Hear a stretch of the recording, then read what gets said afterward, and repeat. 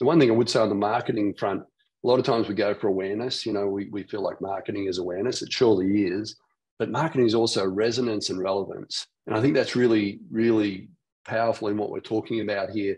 Is it's got to resonate with people. They've got to be able to relate to it. And maybe at another time we'll talk more about the deconditioned and how to attract that market. But it's all about resonance and relevance.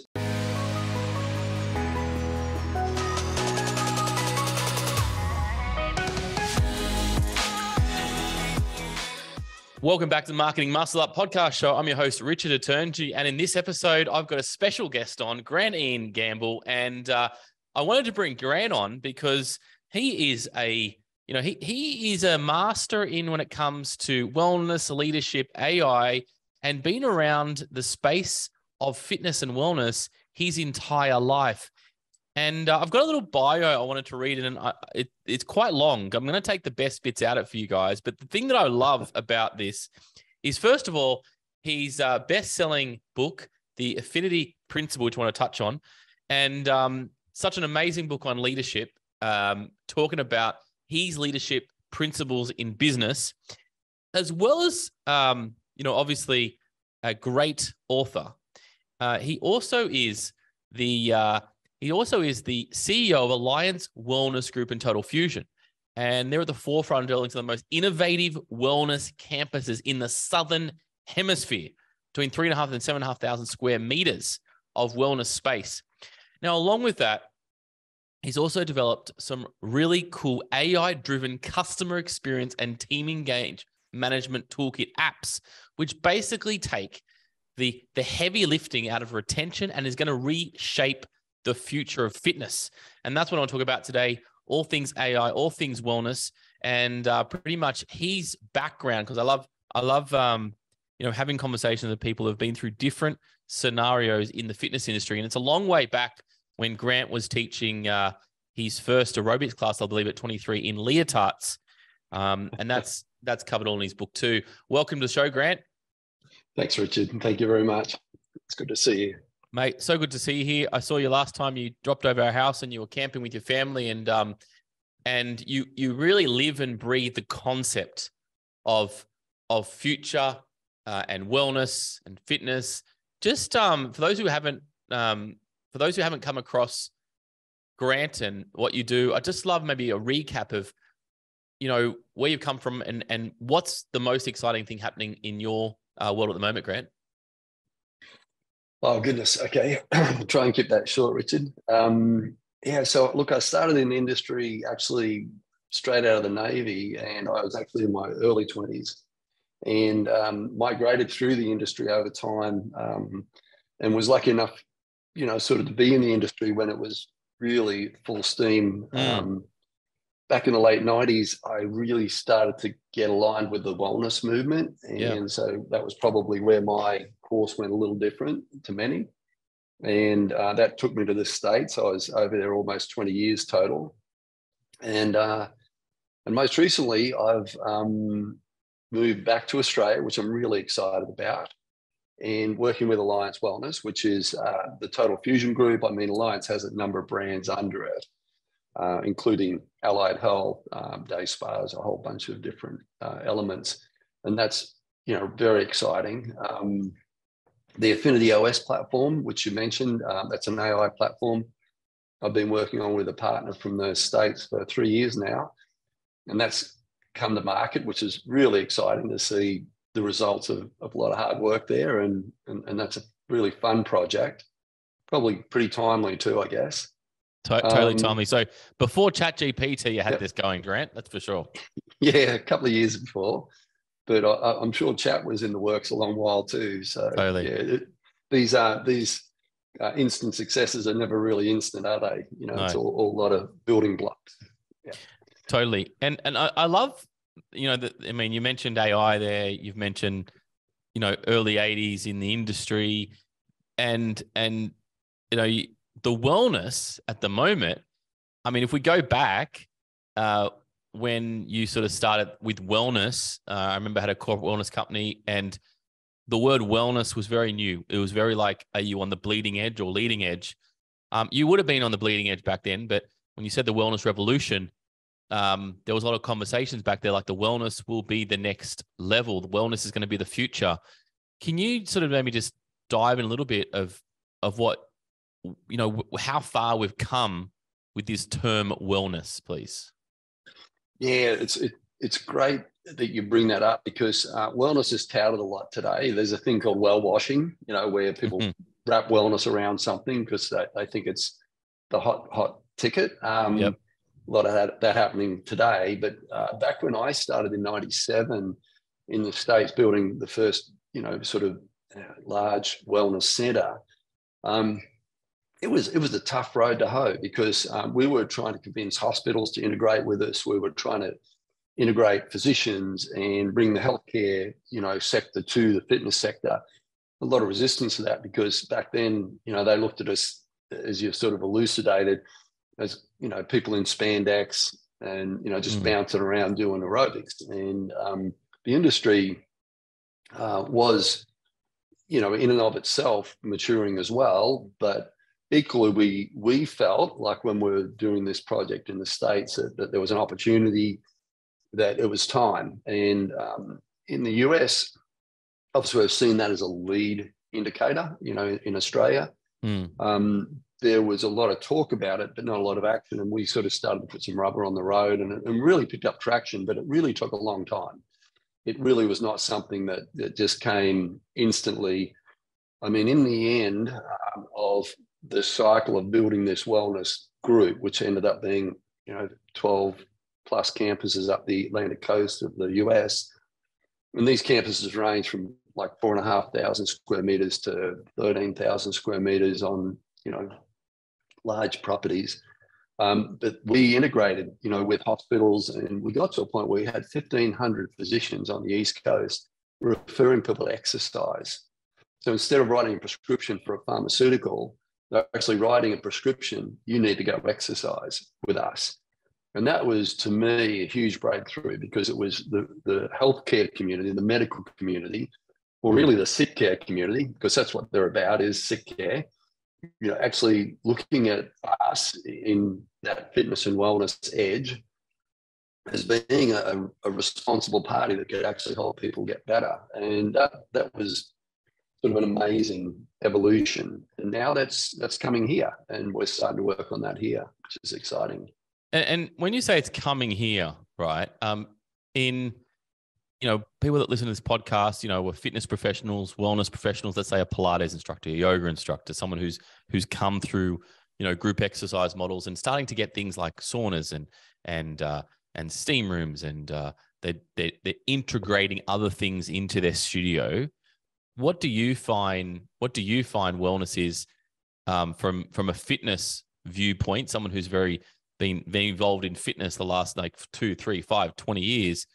What are the ways that they can start to understand how they would get into wellness if that's something they want to do? What would the first steps be? Yeah, it's a great question, Richard. And, one thing I would like to do, one caveat I'd like to say is it's not a factor of size. My first studio was relatively small. So it was like almost 600 square meters. So a relatively small studio. And I've worked with a lot of studios over the years. Size is not the precursor to this. What it is in many cases is partnering. So if you don't have the physical facilities, yes, it's partnering with entities within the community. That's sort of how I fell into it back in the early 90s. Was my first club, which again was 600 square meters. I was part of a little shopping center, and we happened to have a Chinese medical practitioner and a spa and all these little sort of wellness vendors around me. And I just partnered with them and created relationships. And the next thing, we became this wellness hub. And I honestly fell into that. But then I realized there's some magic in this, because everybody's business was flourishing. We're helping people be better. In the fitness industry, I think we often don't give ourselves credit for the difference we make in people's lives.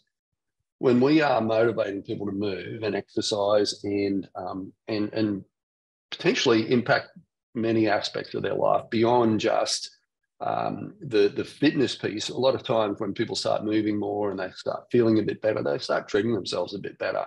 Mhm. And so can be a catalyst for change. And if we have those people in our studios or within our gravitational pull, again, if we've got partners, reliable partners that we like and know and trust, Mhm. that we can refer to, that referral becomes this two-way street, and it floats, all the participants up. And that's what I found to be the magic, regardless of scale, was in partnering.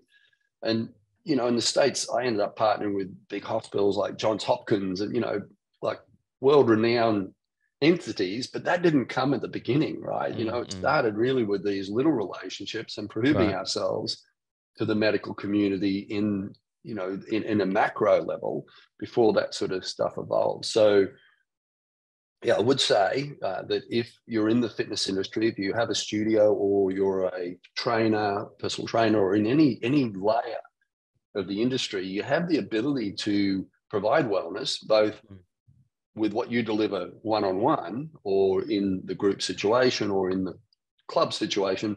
But the partnering is where the real opportunities come, I think. Yeah, no, amazing. That's a good tip and a good takeaway that we can get started straight away and start to get our foot into this industry.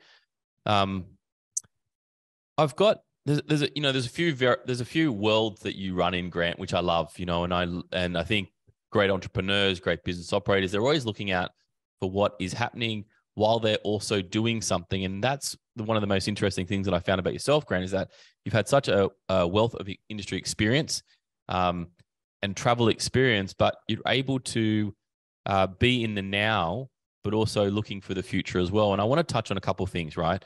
You've got your book out, The Affinity Principle, and I think you can grab that on Amazon. It's an Amazon bestseller, which is awesome. Well done on that. Congratulations. Thank you. And, I was lucky enough, you sent me a copy, and you sent me a copy of actually all your books, and you've got a travel book, and you've also got a kid's book. So like I appreciate in the mail, and it was a book for the entire part of the family there, right? Yeah.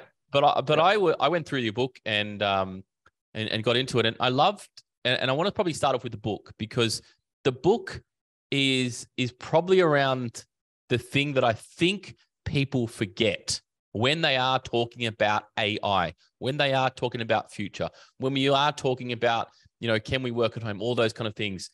I'll just read out the title, The Affinity Principle, People First Always. People First Always. And so the entire book is based around how you can grow, but a huge component of this is all around leadership, customer reviews, decreasing obscene and improving your team members. And I mean, you've got so many things you can write on, but that is the Infinity Principle in a nutshell. When you've got 12-step process on that.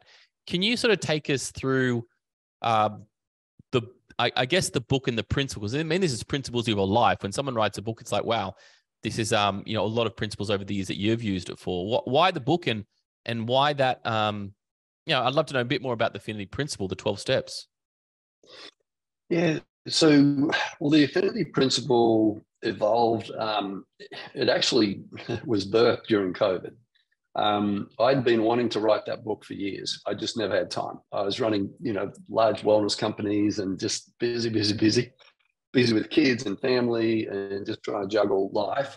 And then when COVID shut us down and we were locked down, my wife actually is a graphic designer. She has her own marketing and branding company, and she was available to me as well, because both of us were working remotely. Any of our clients were online now, and we weren't traveling, and I wasn't on a plane. And anyway, life changed, as we all know.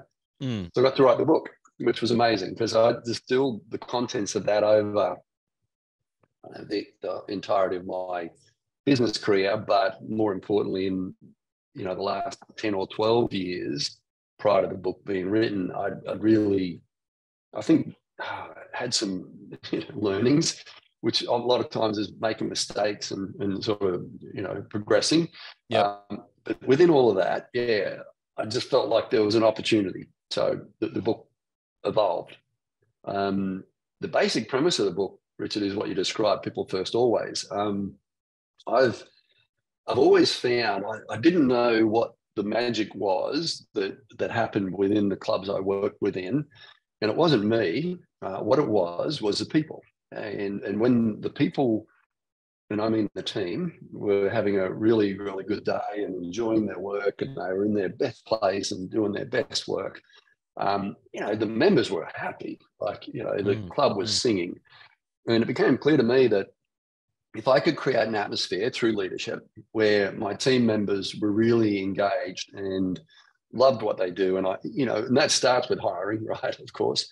But when we were allowing them to be their best self, they would flourish, and the members would just gravitate. And that's what happened over time. This got repeated.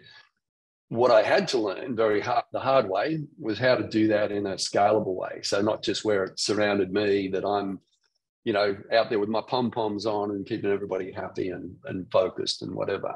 So the book was really the evolution of that journey to get to the point where, well, how do you do this en masse? How do you do this in a chain of, 3,500 team members and, 200,000 members across, multiple states? How do you do that? And so the book was the evolution of that. And in simple terms, even just if you look at the 12 elements of it, it all surrounds people. We are a people-centric industry. I know we've mentioned AI a couple of times today. A lot of people are scared about AI. That's going to replace people's jobs and so on. One area I think is not going to be heavily touched by it. It will be benefited by AI, but not impacted in a negative way so much, is the fitness industry, because we are a people industry. We're about people. Yep. And it is what attracted me to the industry, was the ability to help, change lives, literally. So anyway, to finish the soundbite around the book, it evolved after many, many years of deliberation about, how do I ensure that what I build remains, and if I do step away, it's going to, still have momentum. And the affinity principle was the upshot of that. Yeah, love it. The thing I love about it is that, you mentioned a few things there, driving like 3,500 team members, 200,000 members. Like, there's a lot of, I think some people, I just love looking for the people that have been there and done that on scale, and then actually going, wow, it's all actually in here. And I always say the best work for people is in their book. So yeah, big shout out to you on the book. It's there's a lot of things there. And for anybody who doesn't like to read too much, there's some amazing pictures in there as well, I'm assuming, from your wife. Yeah, it's very infographical. That was an intentional thing, because I'm very visual. Yes. A lot of people in our industry are very visual or tactile. Yes. So we wanted it to be very visual. But the audio book comes out in another week or so. We've launched the audio book, so that'll be available too for those people that they're not great at the reading bit. But perfect. Well, that's perfect. We can definitely put that link in there. Let's talk about your other exciting project going on, Affinity OS. It's a focused AI-driven experience, and this is really interesting because, by the sounds of it, you're taking the principles of your book, you're taking what's worked, and I'm assuming you're putting it all into AI. Can you touch on AI, artificial intelligence, for those who don't know what we're talking about here? And you're at the forefront of that as well, Grant. So I'm interested to hear more on that. Well, I've had some really good partners, so I can't say I'm the guy that's programming or writing all this. But AI, artificial intelligence, is a platform that a lot of people hear about, ChatGPT and so on. It's really a learning platform. So what it does, it aggregates information and can put it in context and can use it and grow a knowledge base around that. And so AI is an incredibly powerful tool. How we came to use it in this instance was, I described the affinity principle, and that is great leadership leads to great member experience, team member experience, which leads to great member experience, which equals financial results. Well, the real, challenging pieces in that are the team members, the level of engagement of team members, and measuring that. And then the members, how do we know that they're really happy and what's going on with them? And particularly when you get to scale, like, so let's say you have got 200,000 members and you want to sort of get a feel for what's going on, both on a global level, but also on a micro or macro level. And AI is really the only way to distill that information into some meaningful, I'm going to say data, but really sentiments. That's what AI can do, which is really very different to just a database. It's not just pulling numbers out and creating, data sets or dashboards. Yep. It's pulling sentiments out. And that's really powerful. So when I've done this manually, so when Fred Reichheld came out with the NPS concept, the Net Promoter Score, back in the early 2000s, I embraced it immediately because I'm like, here's a really simple question we can ask our members. How likely are you to recommend the club to a friend or a family member? Really easy question to ask, one question, and we can get a real gauge of, how they're feeling. And also what Reichheld proved was that this could be a lead indicator, not a lag indicator. Because all the indicators we have right now are lag indicators, financials, lag indicator, right? It's telling you how well you did. It's not telling you how well you're going to do. You might hope that the trend remains or not. Whereas something like NPS actually is a lead indicator. It's giving you an indication of what's probably going to happen. NPS score growing, indicating probably that your net profit is going to continue to grow. NPS dropping, there's something wrong. And the beauty of that is you get a little bit of lead time to actually dial in and go, okay, what's going on? And based on that, what can we do about it? And, you've got the travel book that my wife wrote. She actually wrote the book, and in there we navigate, right? And you're always sort of plotting, where you want to go. And you look at the weather and you look at all these factors. But importantly, you want lead indicators. So the weather forecasts are really important. You really want to look out. Obviously you can't look out much more than 4 or 5 days, but you want to look out as far as you can to steer your ship in the right direction or your boat in the right direction. Well, that's what Affinity OS does. It's what the platform does. It uses AI to help do that, but it really starts with the team members, the ENPS. And the ENPS is the Employee Net Promoter Score. So it's a derivation of the Net Promoter Score, which really gauges how members are doing. Are they happy? But the ENPS really gauges how team members are doing and are they happy? And that's even a greater lead indicator than how the members are doing. Because if your team's engaged and they're loving what they're doing and they're in flow, I describe all this in the book, then there's a very, very high likelihood that the member's going to have a great experience at the same time. So what we did, we used a SaaS platform. We actually licensed a platform from Medallia. So Medallia is the #1 survey company in the world. It gets that accolade most every year. And they built this magnificent AI engine, which we literally grabbed and utilized, but then we sort of broke it in two and did the ENPS and NPS, and then we distilled it into one to go, here's your affinity index. We call it an index, not a score, because we try not to get hung up on the numbers. What we do, though, is bubble to the top sentiments. And so let's say a sentiment is cleanliness. This word comes up all the time. And this is a growing sort of, in a word cloud sense, a growing visual. You can see this thing and it's surrounded by red, right? It's like, what's going on? And when you jump on the bubble, you can dig down and you can almost, or not almost, you can get right down to the individual comments of members. Even if you've got 200,000 members, what is driving the concerns and complaints? And let's say it's one club, because this system works really well. In one club, it works well en masse. But in one club, maybe there's a particular issue with the showers, that we're not seeing because it's an issue in the morning at 5 o'clock in the morning when the manager's not there. And the beauty of this system is that it's really polling members at all points of the day.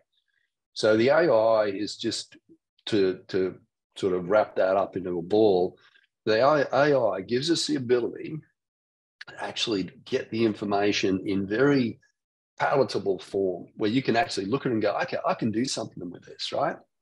Rather than looking at a massive spreadsheet of numbers and trying to work out, it really brings it into a very, very visual form. And then we have a lot of plays around that. So two of the things that we do that we really focus on, one's retention.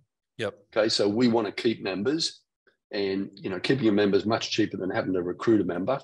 And one thing this system does do is increase retention, and that's powerful. But the other one's referrals. When a member tells you, like, I'm giving you a 9 or a 10 out of 10 on an NPS score, they're telling you, I love you. They're an amazing referral source. We should be asking them for referrals. And it's a natural play to ask them, well, you know, glad you love the club. Really appreciate that cycle's your favorite activity. Hey, by the way, if you've got a friend that you would like to come in, you know, here's an offer we'd like to make. You know, here's voucher for you, voucher for them, you know, whatever you want to do. But what we do is leverage that opportunity to grab that referral source. So that has been probably the greatest value of the system, in that it's a great management tool. It's a great strategic tool.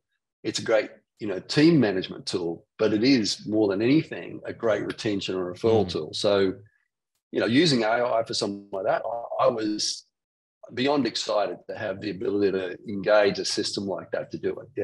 Yeah. And hopefully that. And you mentioned it works well for larger facilities, but also the individual studios and facilities. Yeah, the way we work at, you know, not to do a plug, but just to give you context, we charge 1 cent per member per day for the system. Mm-hmm. So if you're a studio of 300 people, then, you know, really it's proportionately very little. It's $90 a month.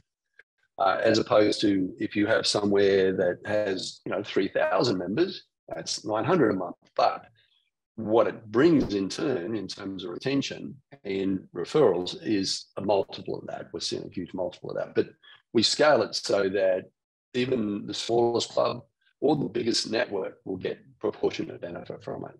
Yeah. 1 cent. So you're the only person that accepts 1 cent anymore, Grant. Well, it's really 30 cents over the course of the month, right? So good for your money there. Amazing tool. And then you can go to affinityos.com.au and check more about that out. So that's, I mean, that's future, or future is here, one of the two.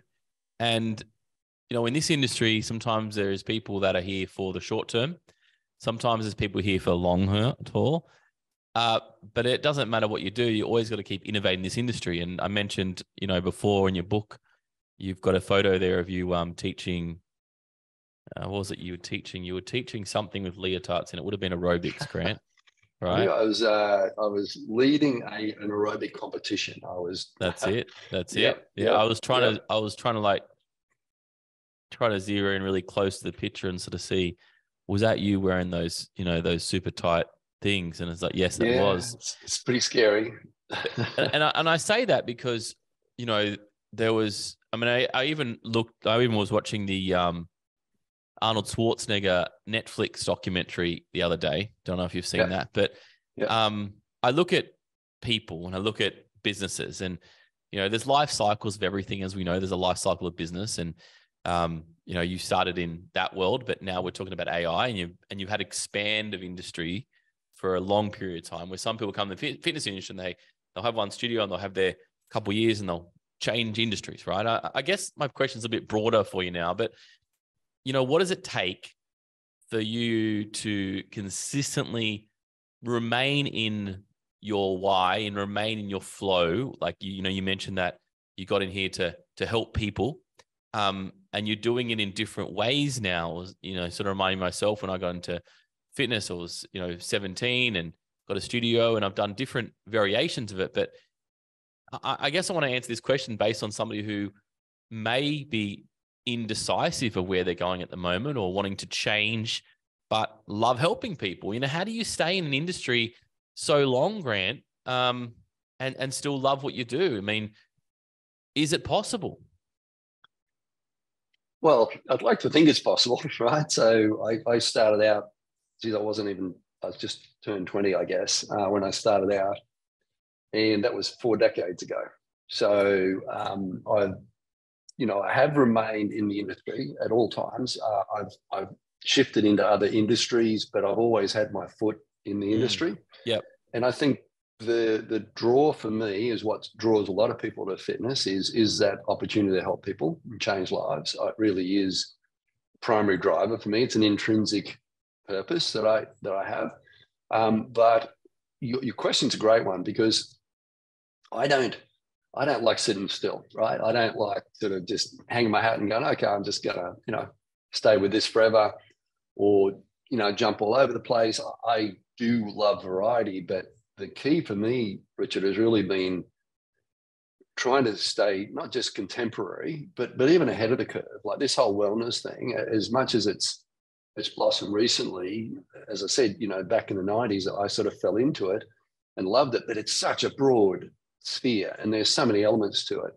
So I think one of the things we need to acknowledge is if we are in a studio and we've got limited, capacity by just virtue of, let's say, the physical precinct that we exist in, there's so many opportunities again to partner and to grow relationships and to develop. I'm going to say the club without walls.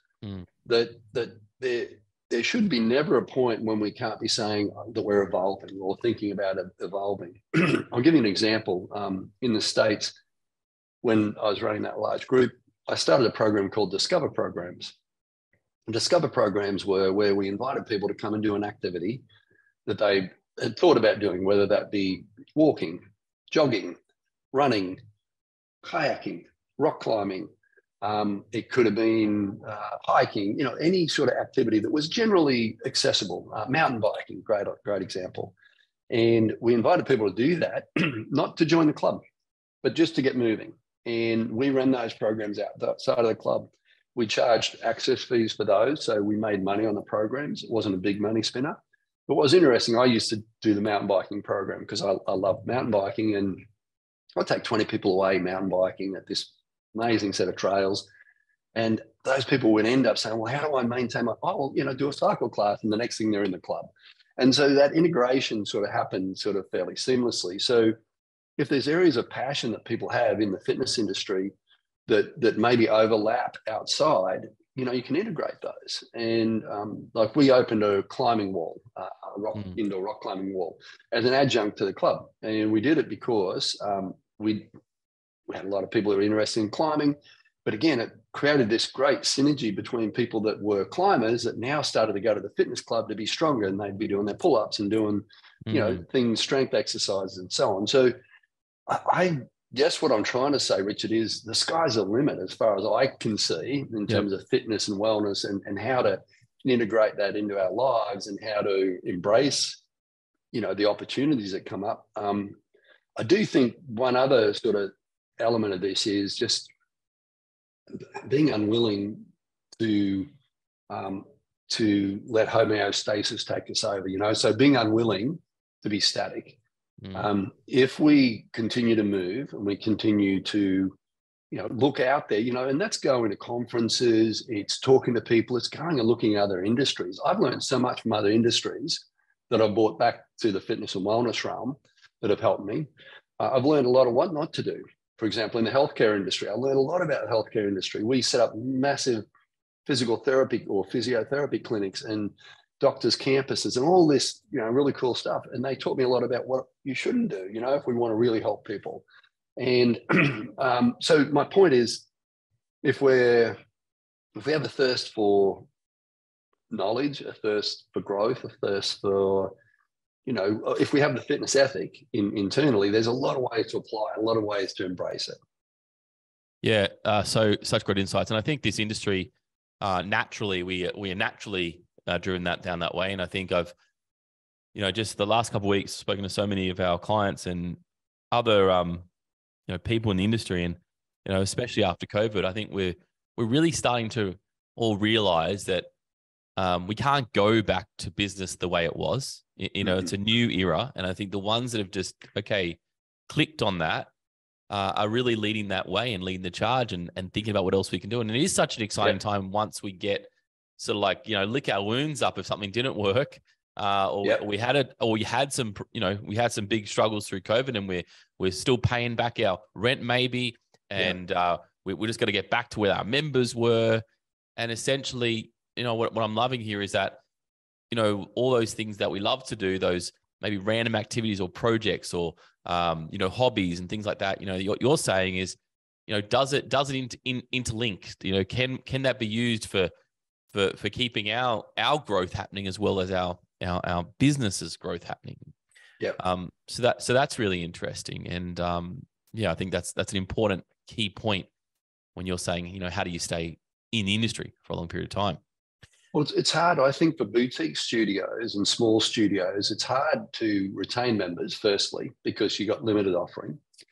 And it's also hard to stay the course with that after, 5 years, 10 years. It can become, in some ways, it could become monotonous. But again, if we can really think creatively about how do we leverage and go outside of the walls, and how do we leverage the asset we do bring to the table.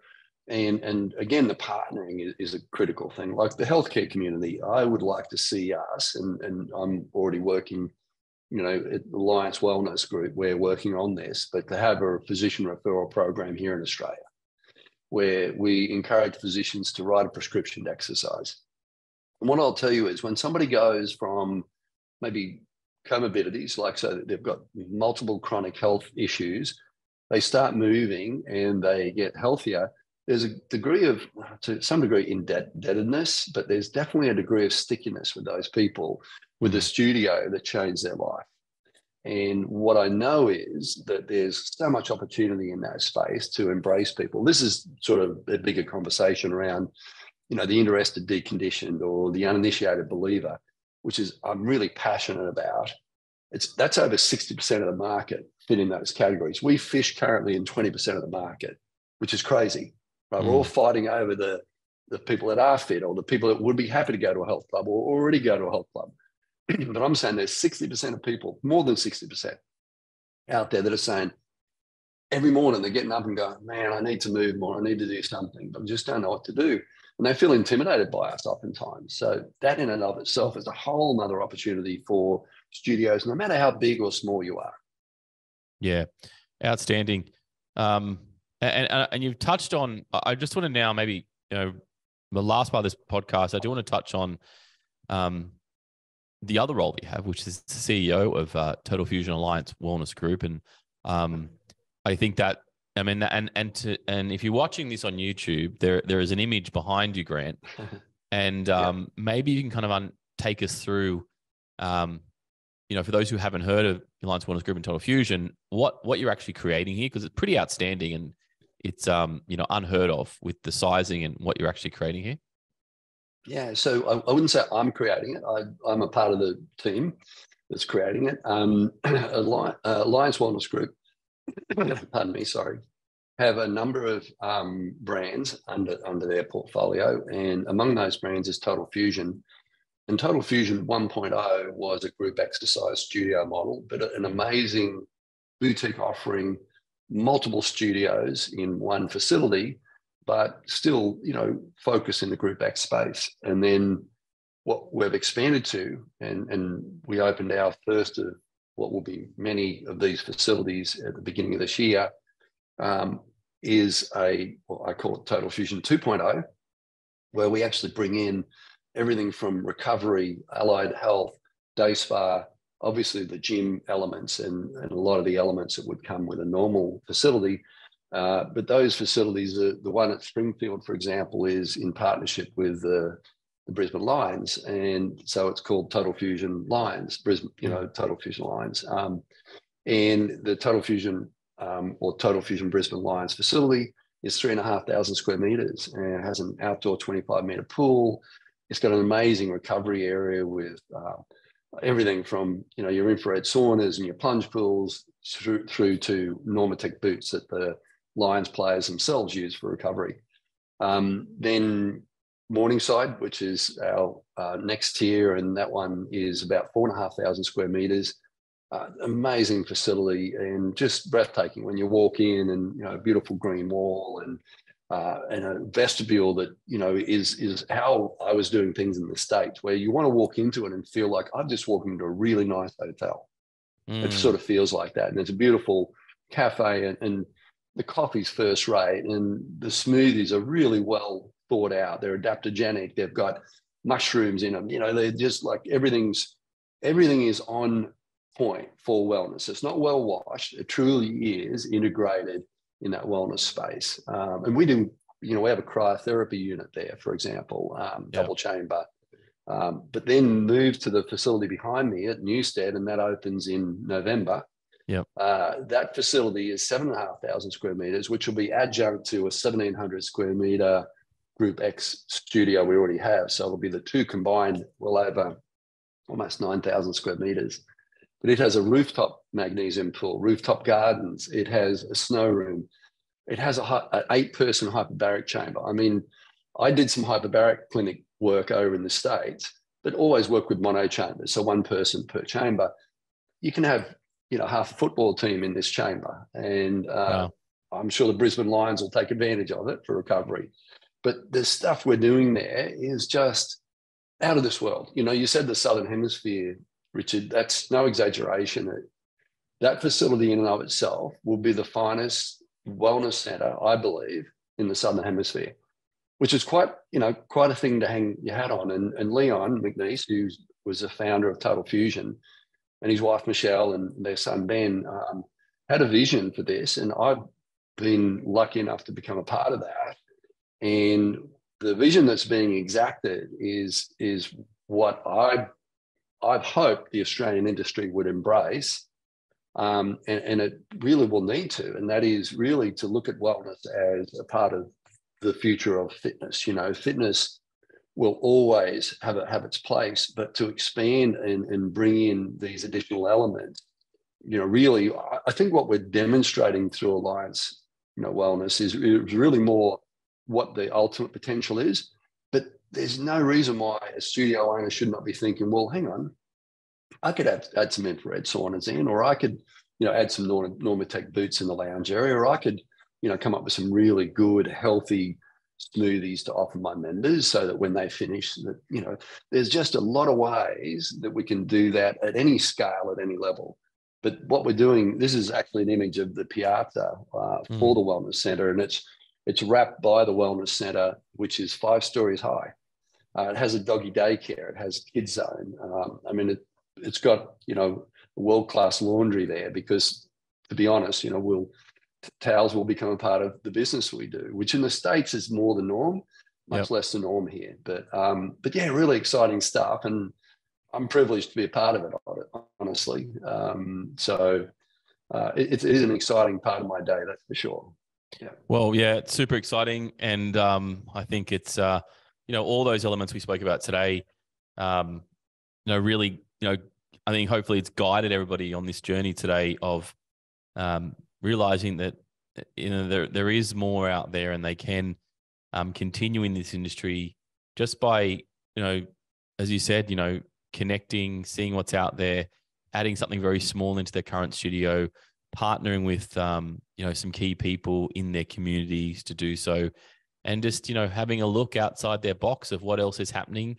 What you're doing as well. I mean, I'd recommend them to grab a copy of Infinity Principle book, and visualizing how they can best help their community and lead the way. Most importantly, I think that's the key thing here. I think everybody wants to, when we talk about marketing and sales specific trainings, marketing is all about doing something that's going to get attention in the marketplace. And if it's an offer, or if it's a reel, or if it's a website, whatever it is, it's about, how do we get the most amount of attention? And, so congested in the marketplace today. And I always go back and go, well, we can market, you can do some like very clever marketing, but at the end of the day, if you have great retention, great members are getting results, and you're able to bring new things into your studio or gym that you haven't yet tried before. And you might be thinking, well, why? I didn't do it before. And I think this is the great opportunity right now. And, we're calling this in 2023 to actually, now is the chance to try something, to do something little and see where that progresses. Because I think it's such an exciting future out there. And I'm glad that you're leading the way in these areas and showing people how they can best serve as well. And I think that's the greatest thing about, podcasts and books, everything out there. It's like people are willing, like yourself, to share. And I think that's something that I certainly didn't have when I was starting off my first studio, or probably nor you had. Finally, before we leave on that, is that Is that something that naturally has to come as you become a leader, Grant? Is sharing, what you've known and to continue through? Is that part of the journey? I honestly think so. I was listening to a podcast this morning on my way into work, and I was talking exactly about this, and it was modern wisdom, and it was, the essence of sharing. There's so much more that you gain out of that. And I think a lot of times we get the scarcity mentality that, if I tell people what I'm doing, they're going to go do it. We're all unique in and unto ourselves. And I think if we're our best form of ourselves, then we should share openly, because no one else is going to replicate you. That's for sure. The one thing I would say on the marketing front, a lot of times we go for awareness. We feel like marketing is awareness. It surely is. But marketing is also resonance and relevance. And I think that's really, really powerful in what we're talking about here. Is it's got to resonate with people. They've got to be able to relate to it. And maybe at another time we'll talk more about the deconditioned and, how to attract that market. But it's all about resonance and relevance. It's got to be relevant to people. And I know a lot of people that would not go and do a group exercise class, but they might consider sitting in a recovery area in a set of Normatec boots to, after a heavy day working behind the counter at Bunnings, right? Or whatever. There's entry points. And I think if I could leave this last point, if we think about lots of entry points into our club, whether that's through a physician referral or through an access point where a person doesn't feel like I've got to go and put some energy in actual fact, where they could maybe get some energy back, right? A little bit of return. And I know we get energy from exercise, but not everybody relates to that. So again, relevance and resonance. If we really think about things when we're resonating and being relevant to the market we're trying to attract, that's when we get real traction. So yeah, great point to leave on there. Grant, thank you so much for today's words of wisdom. So much valuable insights there. I think there's a lot we can cover, and I probably look forward to having you back on the podcast, because I got so many questions about your book and leadership and that. So thank you so much for your time and your insights as always. Thank you, Richard. Thanks. Really good to hang out with you, mate. Cheers, Grant. I hope you've enjoyed this episode of the Marketing Muscle Up podcast show. I know certainly I have. So if you haven't, I have. And the best way to find out more about this is on our show notes. And if you want to grab a copy of Grant's book, you can go to the Affinity Principle, or check out Amazon, and definitely lead down this path, because it is such an interesting time, and Grant's at the forefront of that.